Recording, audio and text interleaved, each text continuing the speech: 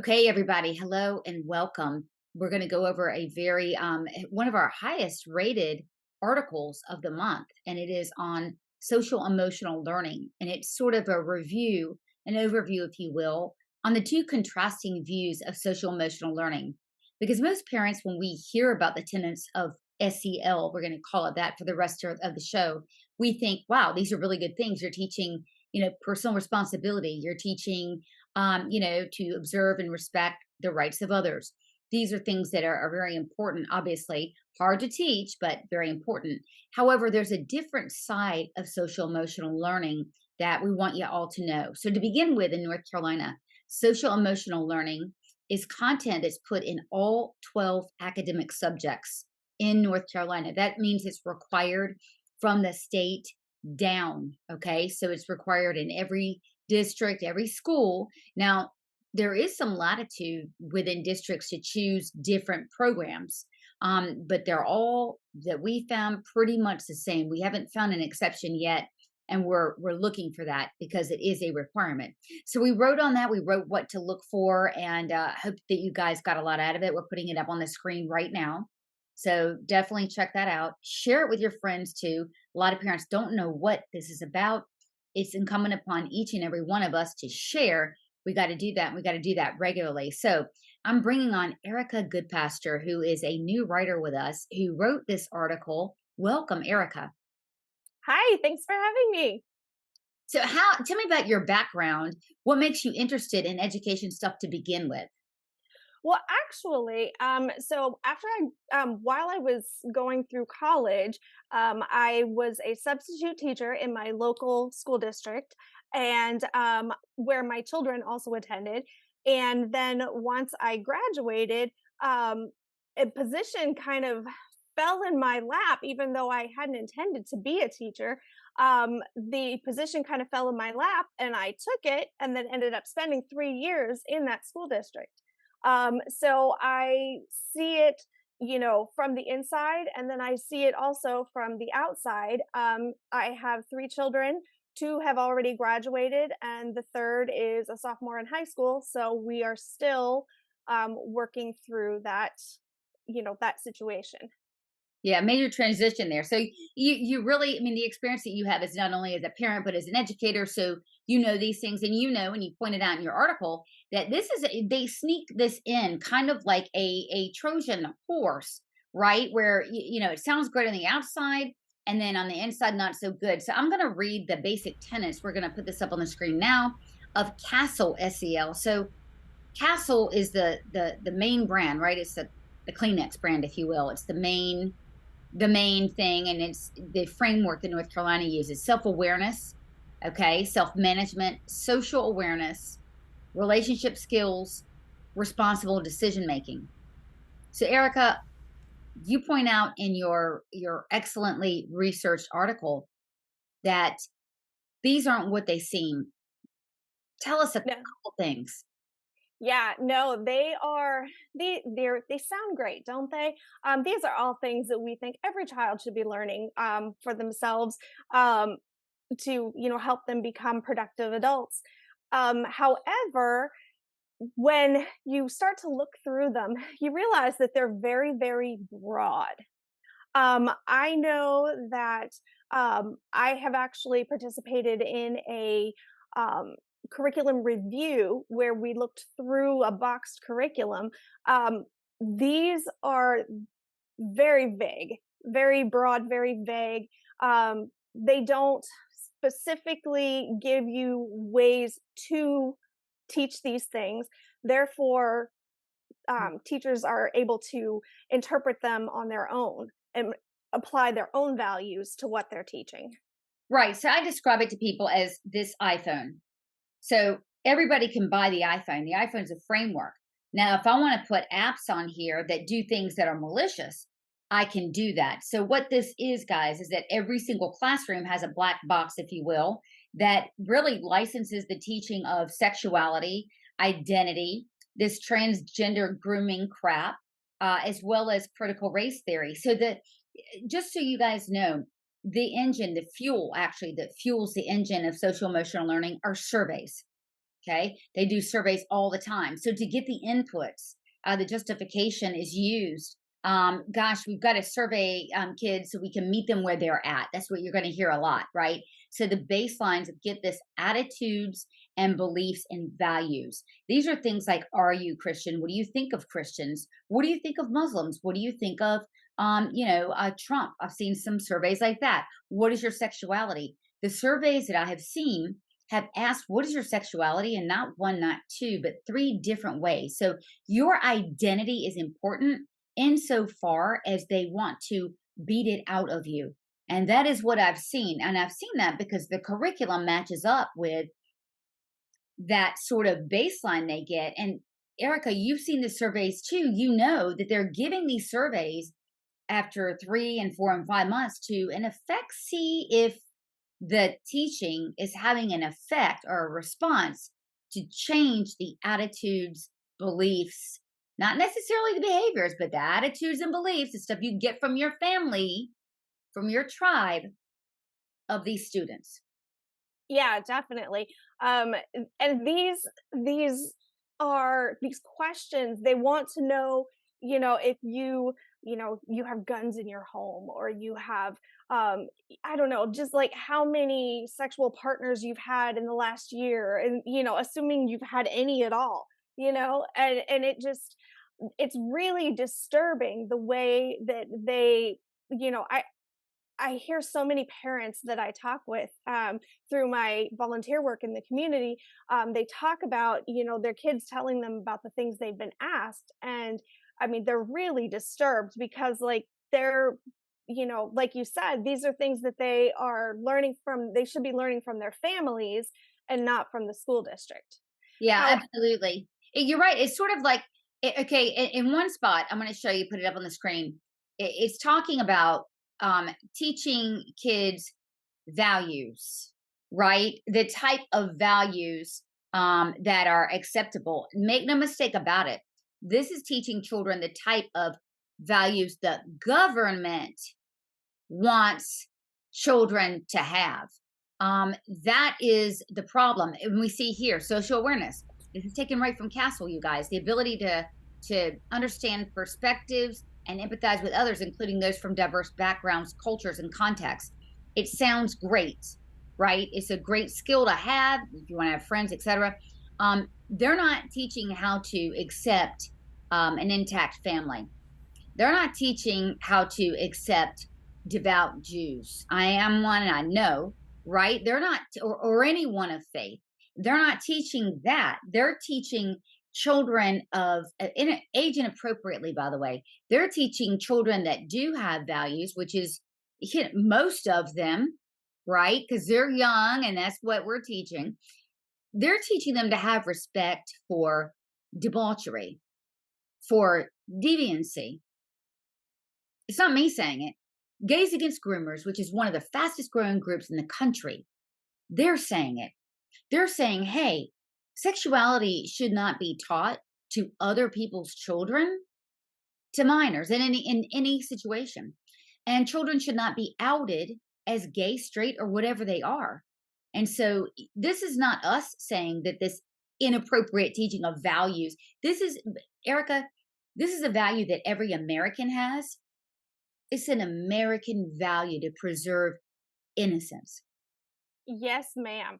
And I at the I am a practicing Christian. So one of the things that I have noticed is that, you know, the world is getting, or the not the world, but the country is getting more and more unfriendly toward Christians. When if you look back through history, those who hold Judeo-Christian beliefs actually were the cornerstone for things like human rights, because they said that everyone has value, and because they're made in the image of God. And so therefore, suddenly our beliefs are not, you know they're not safe because we don't agree with everybody.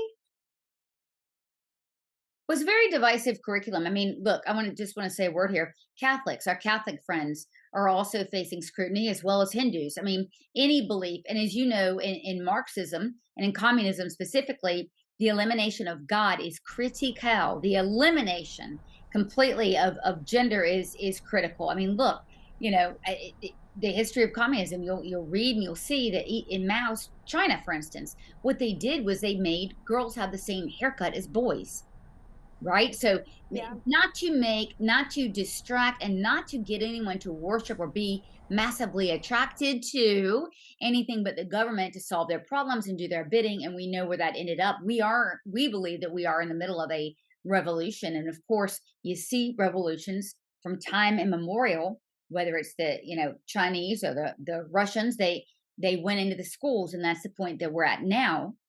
So they're doing it with curriculum. Now we have a Republican superintendent that we thought, and a lot of politicians, to be fair, have been duped. They are believing that social emotional learning is a solution for discipline problems.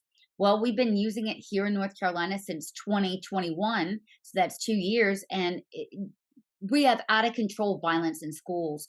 And we have an epidemic of teachers being raised because they're sexually grooming children. So it ain't working. No, definitely. And one of the things I talked about in my article was that when they sell social emotional learning as a thing to these teachers, to these administrators, you know, they don't these teachers, they're not doing their homework on what they're actually getting, what they're actually supposed to do. Even it wasn't as prevalent back when I was still teaching, but as I look back now that I'm aware of what social emotional learning is, I can kind of see little seeds of it where they wanted, just for example, they wanted to make sure that we were able to empathize with people from diverse backgrounds, which I thought that was, I was like, okay, that's great. I was gonna do that anyway because I was an art teacher, and so this is the way to bring in, art from different cultures and make it more interesting. um but the thing is, though, when if you dig into it, and even a light dig, you're still not going to see the stuff. The district that I worked for, I fully believe that the administration is not, they they don't want to groom children. Okay, I don't think that they are out to do harm to children. However, I think that they are not doing the deep dig and reading everything word for word. They fall into this based on science or research based, jargon, because if Yeah. you spend any time in education, there's lots of jargon.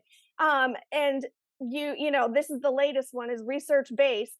Well, just because it's based on research doesn't mean that the research is good, the research isn't biased, that the research isn't, something, I don't know, that it's not malicious.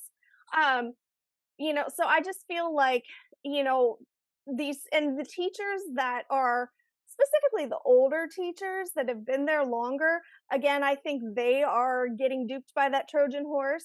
And they're doing, kind of like I was, where I was like, okay, well, let's teach more culture stuff from other cultures. Sure.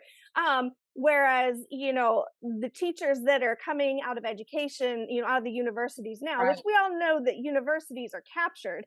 Um, Now that they are coming out of there, they are trained Marxists. They are ready to um, implement their worldview on your children in the classroom. Right. And is giving them, again, this saying, okay, you can put whatever apps you want to. And they put porn on there because that's in fact, that's not hyperbole. That's in fact what they're doing. They're doing something called exploration of identity. And by the way, that's no business of the government. That's the business and the purview of the family.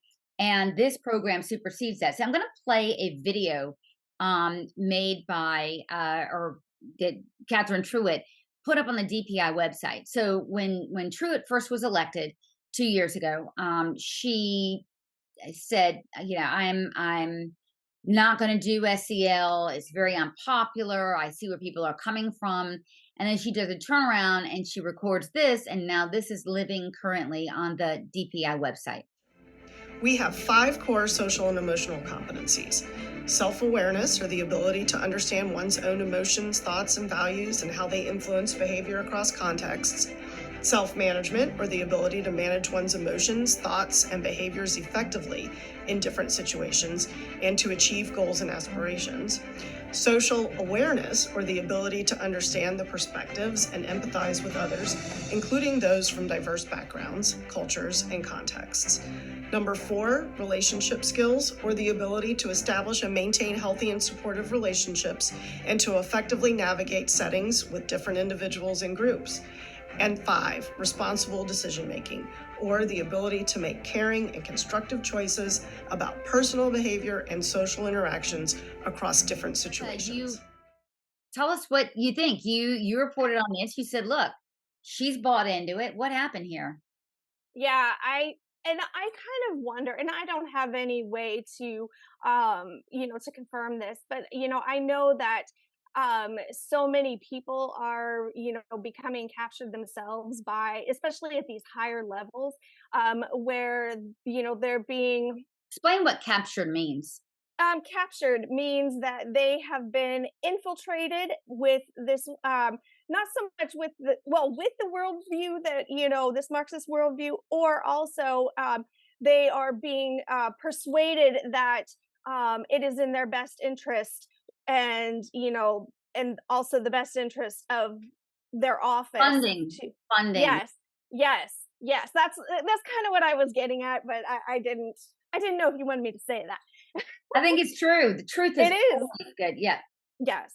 Yes. So they're finding that if they don't implement this stuff, they don't get the funding that, they think they need.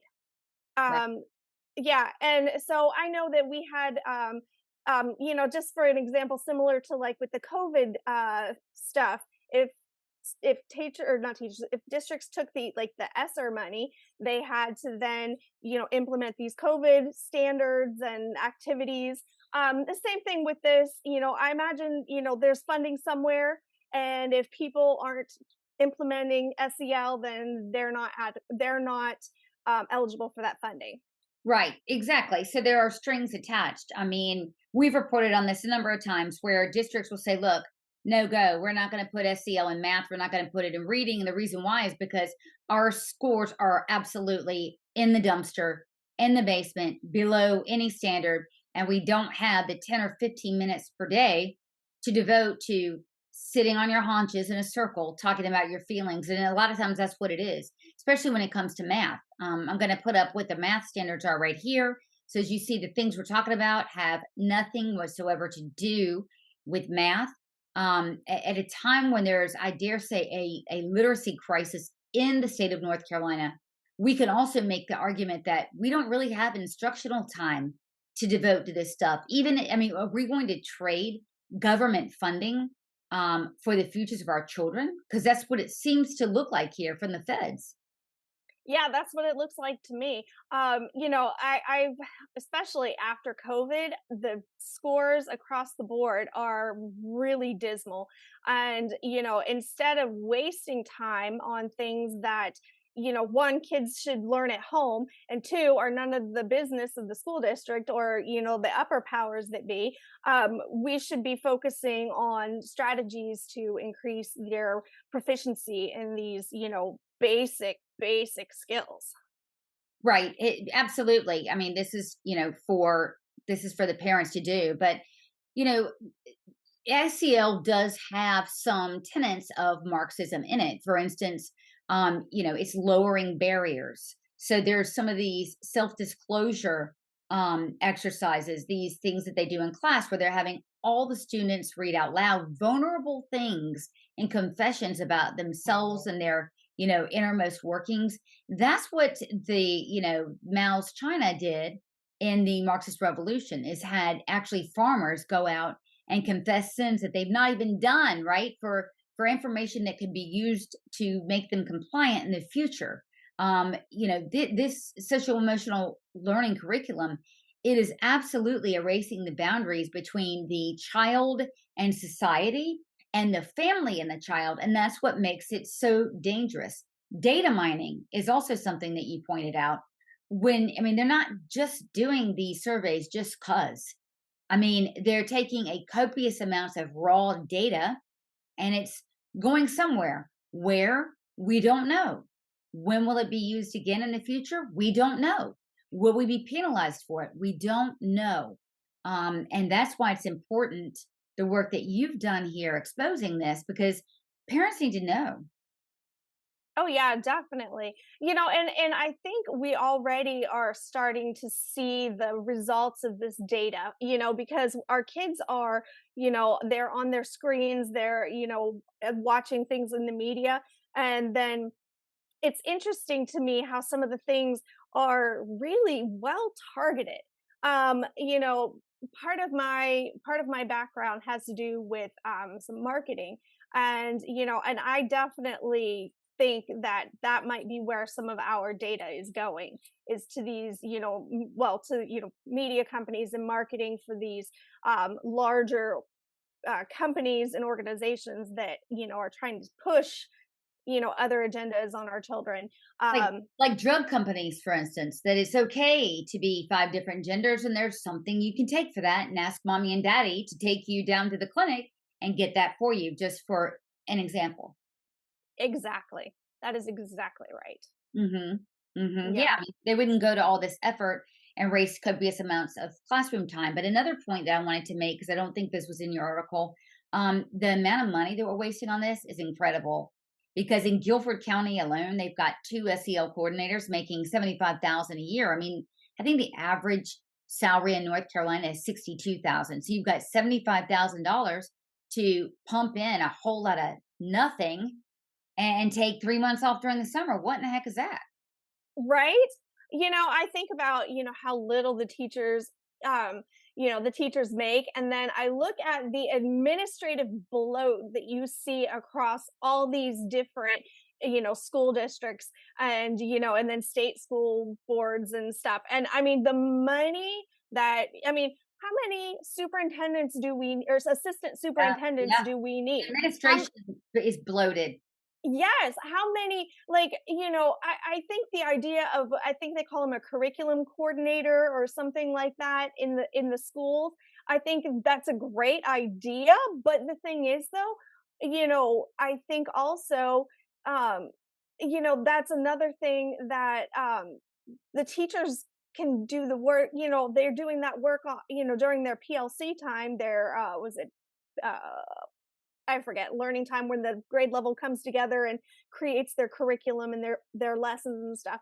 But they have these, curriculum and instruction people that, are essentially doing the same thing that the teachers are already doing and taking a salary for it. Yeah, another point that I want to make to you guys is that we have a lot of teachers in the alliance.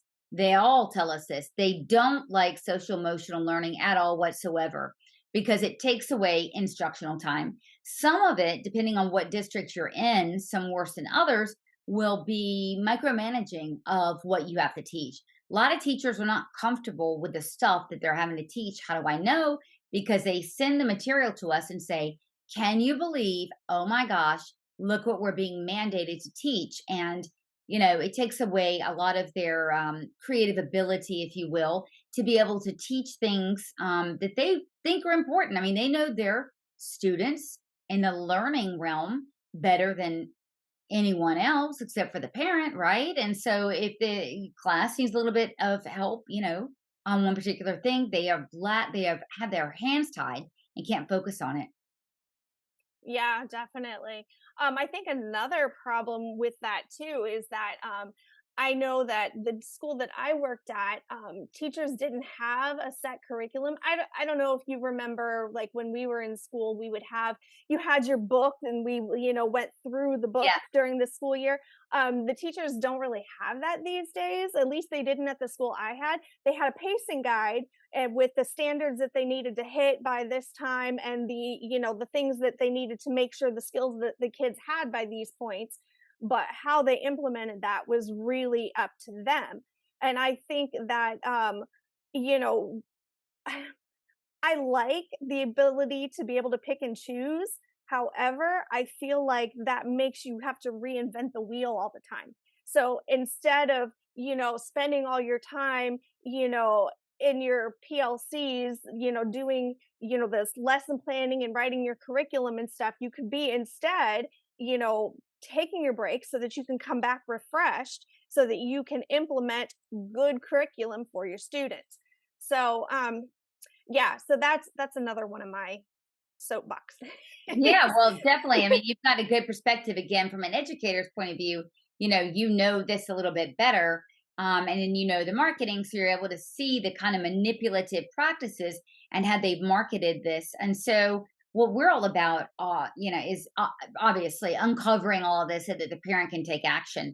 And we're also all about educating legislators. A lot of school board members, they know that it's bad. They don't know how. They don't know why. So we're hoping that your article has done a lot to shed light on that. I know that we've got a couple more in these series so that people are able to really explore it. But I'm telling you, very, very well read, shared quite a bit because we need to keep educating about this. There's so much to know. And if you're, even two parent homes, but certainly single parent homes, it's hard to know, gosh, what do I look for? What do I ask? Right? Sure, sure. And I know that, so much of the information out there is very specialized and very academic. And you get all these crazy pedagogical buzzwords in there that, normal people that aren't part of education are going to look at that and be like, I don't know what that means. And, so it turns a lot of people off. From doing more research, however, with my article, I wanted to just keep it simple. What is it trying to do? Why is it such a problem? Yeah. So Yeah, yeah. and then, just remember, guys, we always say this, it's absolutely true. Confusion and complexity, it favors the powerful. So we're all about stripping back the bark on all this and letting you see things. So I think in about another 2 weeks, we'll have another SEL installment right after, the holiday, right after July 4th. We encourage you to, obviously watch these videos, read the articles, but share it with 10 people. Pick 10 people that even that if you think they're not really particularly interested, you're going to find that parents, grandparents, etc., they're going to perk up and they're going to be interested. So, Erica, thank you again. We're going to look for another story from you in a couple weeks. And thank you for coming on. Well, thanks for having me.